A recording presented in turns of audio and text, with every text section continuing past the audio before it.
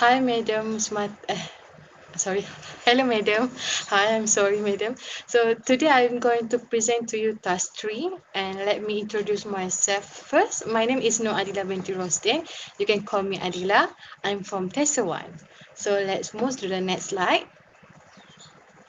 So today we will I will present to you the reflection on grading, feedback, reporting, and issues that arise during the implementations of classroom assessments. So let's move to the next slide. So first thing first, let me share with you the literature review because it have a connection um, regarding that the issue that I will explain to you later. So grades are especially predictive of academic success in more open admissions higher education institutions by Sawyer in 2013. And yes, it's true because we started using grading since the primary school and until the higher education. So it showed that the grading is important actually. So meanwhile, normally in 2006, in addressing the current grading issue states that a grade is supposed to provide an accurate undiluted indicator of a student's mastery of learning standards. Yes, that's true. So next, let me share with you a brief introduction based on the test that I already conducted to my pupils. So the test is designed for 1 year perdana and there are 32 pupils. First thing first, okay, again, people backgrounds because it's very important to let you know my pupils' background first because after this I will discuss and more about it. So they are from low and intermediate achiever. However, only 10% are the intermediate achiever. So the content of this assessment is based on 4 units, which are Unit 1 at the school, Unit 2 Let's Play, Unit 3 Tech Show, and Unit 4 Last Time. So let's focus to the question. The questions are straightforward and reflect the remembering, understanding, and applying levels in Bloom's taxonomy in order to test their higher order thinking skills. And to note here, even though they are from low and intermediate achiever, but I still try to implement the Bloom's taxonomy. The higher level is applying, and still reflects on the HOTS. And it is purposely created in a simple way with the objective of polishing pupils' knowledge and vocabulary according to the 4 units. I'm said here is polishing because I always teaching them about the same thing, and now it's time for them to perform. So let me explain why I chose the question is straightforward and a simple way because my pupils cannot perform if the questions provided are too hard. For example, even though we are practice revisions before the test, they still cannot perform if if I give them a hard question. However, only several pupils can really perform. The rest need a lot of help from the teacher. That's true. Next slide, please.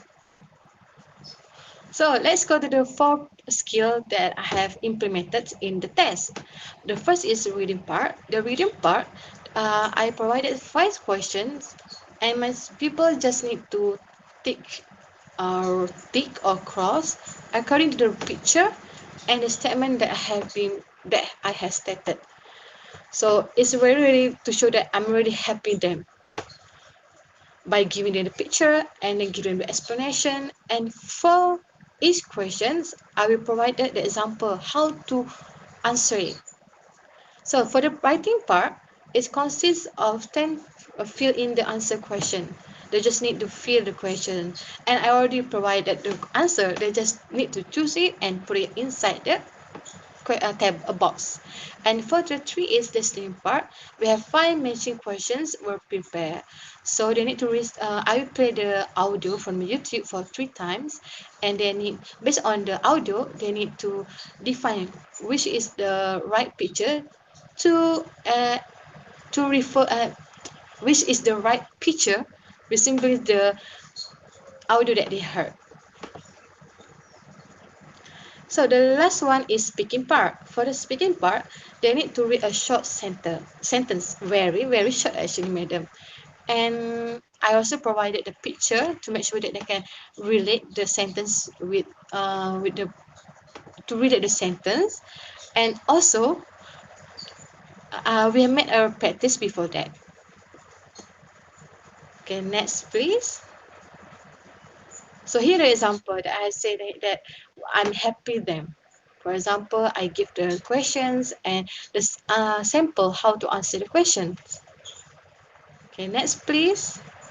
Okay, now the result.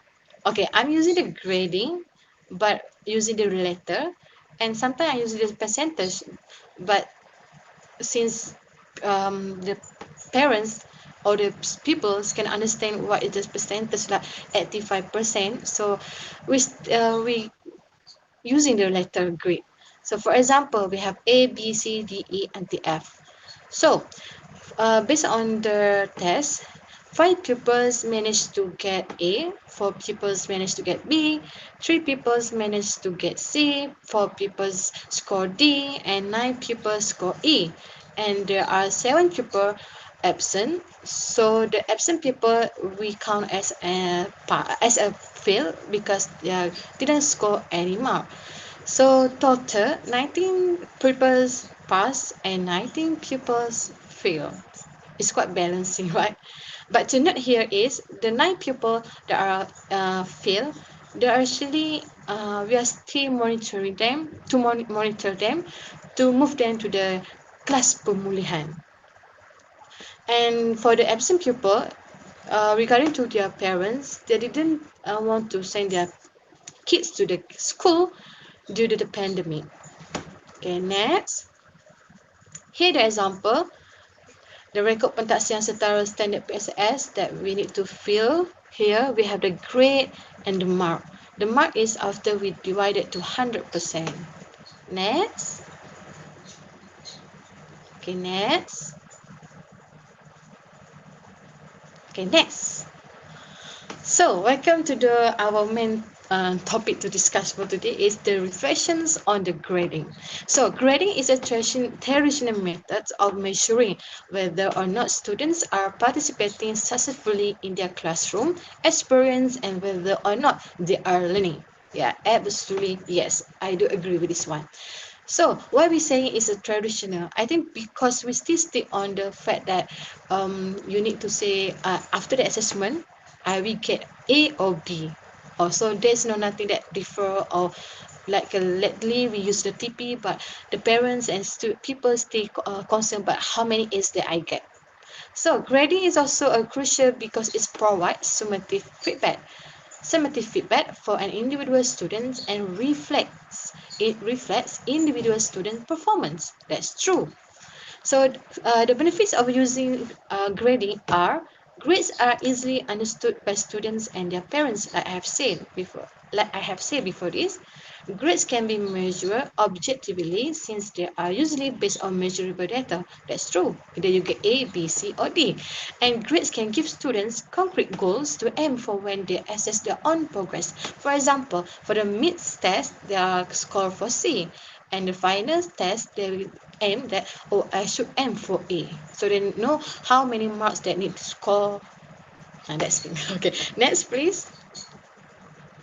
So based on my experience conducting the test, to grade the pupil for the test, I'm using the letter grade started from A until E. Yes, I have said before this. I found out that my pupils really want to know whether they get A or B or others. Yes, that's true. And in addition, the parents were also more concerned about the grade rather than TP. So when I asked, when I informed them that your kids score TP4, and they were asking what is TP, what is it A or B teacher? So uh, it is useful because it can motivate them to score on the test and improve their score for the next test if they did not get the grade that they want. Okay, next please. So here is an example when we're talking about grading. So other than grading using the summative assessment and formative assessment, I did implemented the project-based learning and also project-based learning and program-based learning that focus on student-centered learning. Because I believe that the students should find a way to create. So here, the example that I have done at my school, I asked them, this one actually before the pandemic, I asked them to work in group and to create the signboard actually that have a connection with the traffic light, with the road rules and something that close with their daily routine. So they find out and create something like that. Can you see stop, etc. So why I choose this approach or this learning? Because I believe rather than using the normal grading based on the performance to the written, and we should use this thing and this approach to grade them. And I really like to focus on the NPDL, which is what they can do through the creativity and the skill, because not all of the people can perform on academic. So it's their chance to perform in skill. Next, here the example. So I made a collaborations with the RBT teachers. Look, they are so excited. So I think it's a good thing in our education because it can be a new direction in English learning and teaching in primary school in Malaysia, rather than we just take for the simple thing, just you go to the class and give them the knowledge and assess them to the written assessment. So I think we should change it, let them create something, and it's very helping them actually. So that's why I'm more focused to the problem-based learning and project-based learning activities. Next, this is the second activity that they love to do. I will ask them to create any kind of this one, for example, this one is to create an amazing animal. So they choose to create a dinosaur. There are people create a cat, create what tiger, because they are so creative actually. So I snap this picture and share it through the WhatsApp group with the parents, and I explain to them. Actually, today we conducting this activity. What is the learning outcome? What is the purpose? And it's we have to grade them or to evaluate their assessment, their performance as a evidence. Like you told us to keep the evidence. So next, the second reflections is on feedback. Normally, after the pupils get the feedback based on their assessment, they do not care about it anymore. Yes, I think that's true. Their parents also did the same things. For example, as a teacher, I always ask the parents to contact me, or sometimes I'm the one who contact them, and help them and help their children to improve their low grade or any weaknesses within the four skill in English language. So, for example, after the PSS that I have conducted 2 weeks ago, so and then I asked the parent, Madam, your kids cannot score for the listening, and there is no improvements in for the early test. So that and it's normally only 10% parents from 100% parents will reply back. The rest will just blue tick my message. So, however, the people still made the same mistake during answering the question. Yeah, that is because they didn't do any improvement, or sometimes we can say that the parent doesn't care about it. They just really count on the teacher at the school to help and to teach their kids. So, in my opinion, as a teacher, the feedback is crucial, especially for the parents, because pupils totally behave differently when they are in the classroom and after going to their home. Just the parents' feedback can help the teacher to what we call to improve the pupil performance too. It's enable teachers to measure the effectiveness of teaching with students' performance to specific learning objectives. It is important also to assess the performance because it provides feedback to what extent students are successfully meeting the course objective. So next, here the example that when I say for the feedback. This one is we conducted after the pandemic for English team.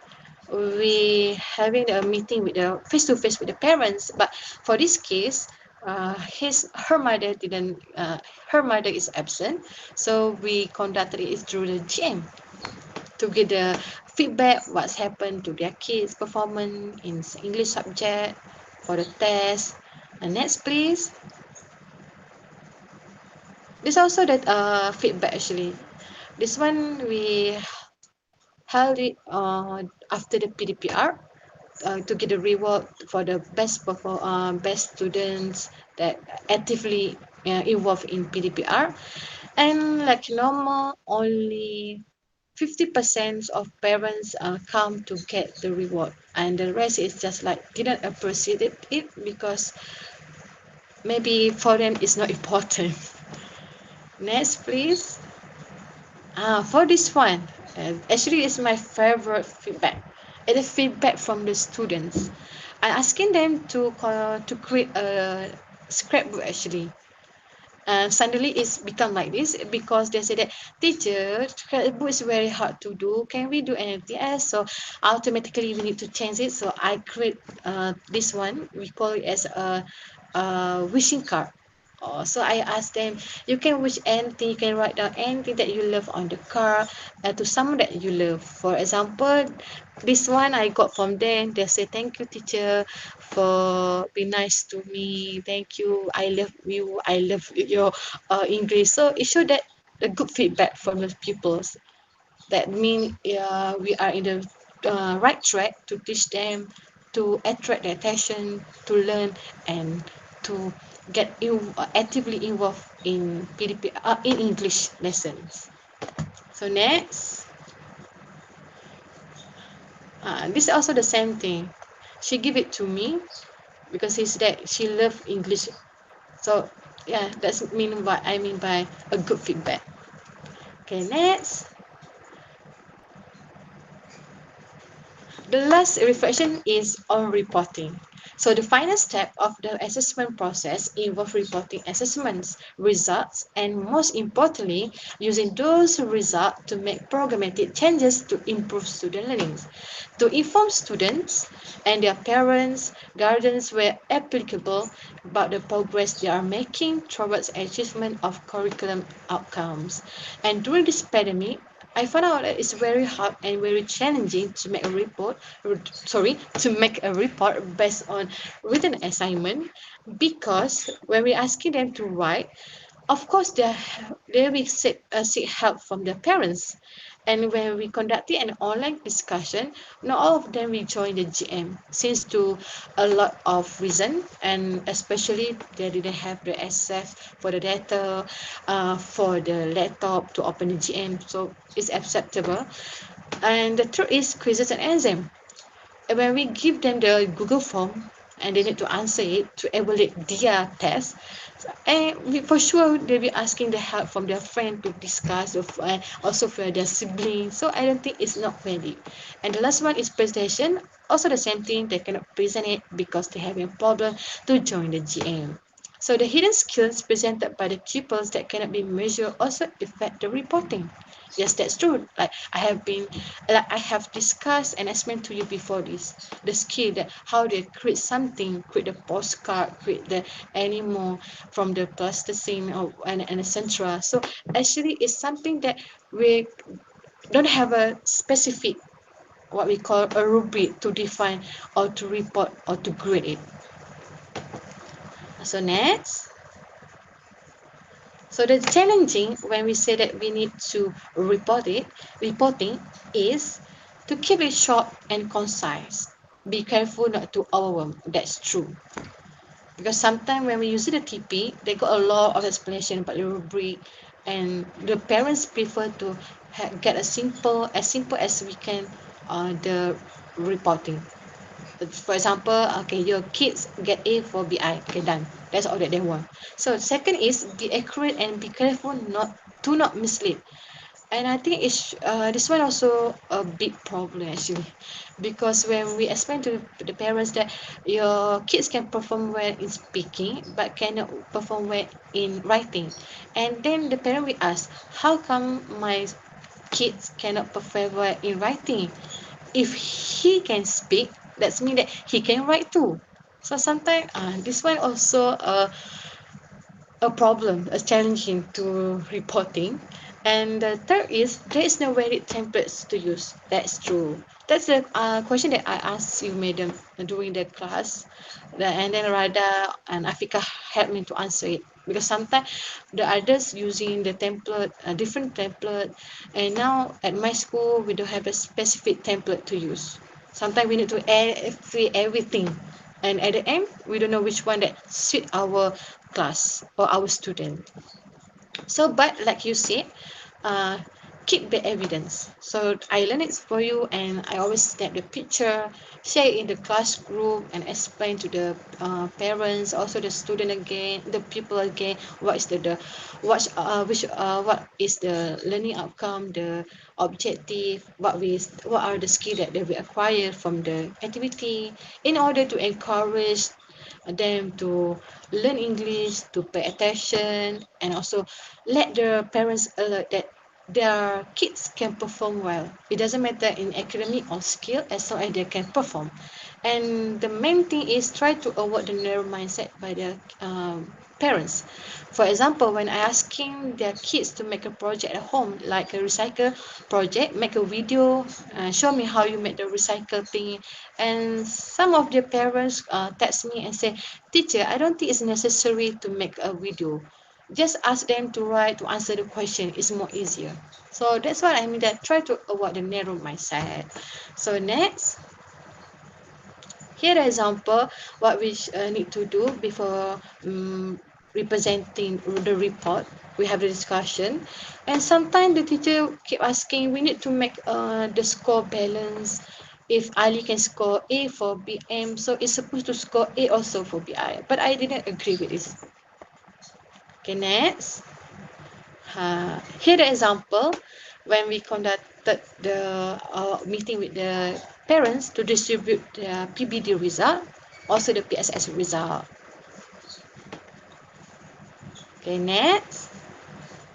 Uh, the latest one that we need to fill the student grade using this sistem pengurusan pelaporan petasan bilik darjah. So here we just take which one. Contoh, for example, Ali score TP2, just take here. Okay, next. So the last topic that we discussed for today is the issues. Now I explain about three issues.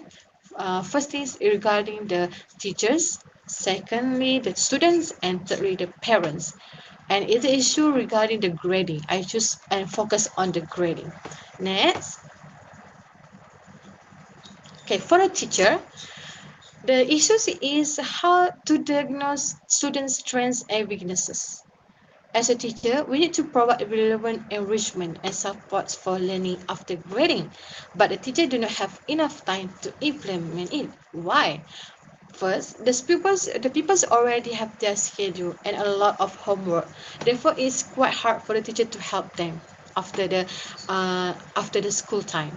And the teacher is the guide, the mentor, coach, and cheerleader who supports students through their learning and achievement challenges. It's not like the teacher is a multitasking because she need to do anything.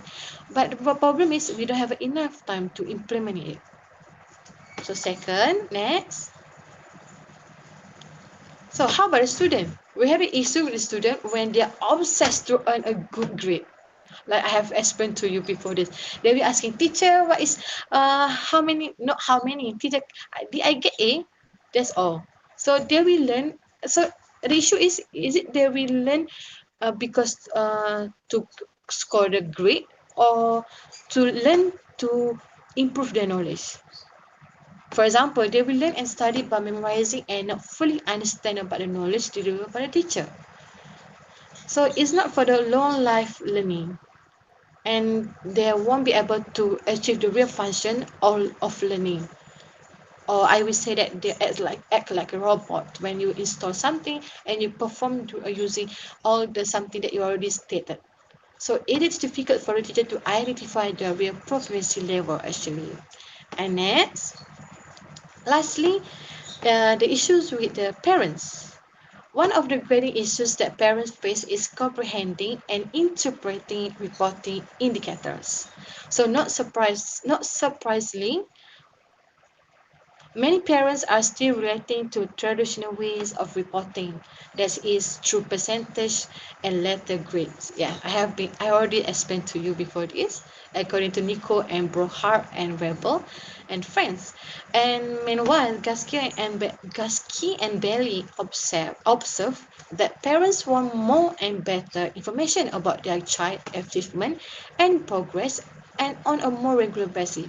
This one is for the parents that are what we excited and concerned about their kids. So if they're asking teacher, what will happen if my kids cannot score this one? What should I do? So this one is very good, but inside the grading, we didn't provide it, right? We just provide student perform well. So they need more for those the parents that are really concerned about their kids. So, like I say, Gasky and Bailey also note that in addition, parents requested the information they receive needs to be more comprehensible, more detailed, and with helpful suggestions about how they can provide a variety of support for their children in school. So, conclusion. Next, please. As a conclusion, in brief, as a teacher, we have important responsibilities when we conduct the assessment to our pupils. We need to design the question, just like what we are currently facing, answer scheme, rubric, check their answer, key in the grade, provide the feedback, report it, and prepare the improvement plan for it. So and for the future, if possible, we need to provide one system. It's my opinion actually that can connect teachers, parents, and students to assess the assessments and the result. For example, we have the dilemma right now, but the dilemma is not focused on the result and the specific assessment. They just provide the tools that they can use, the online textbook. So hopefully it can help teacher to monitor and get feedback from the system from others rather than needing to fill many systems and tablets just to key in their marks.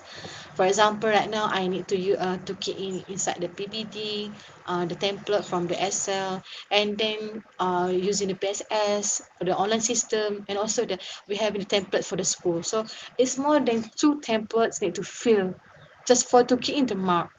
So we may say it is not necessary actually to make it to create the system, but we need it actually for our future learning because we are heading to the 21st century like currently, and every pupils prefer to access everything from an online system.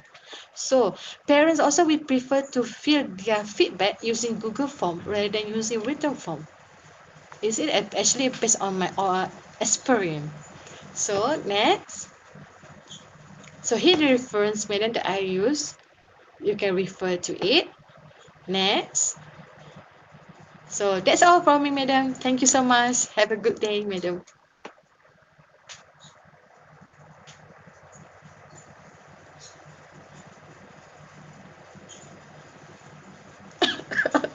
Maria, laju tak saya cakap.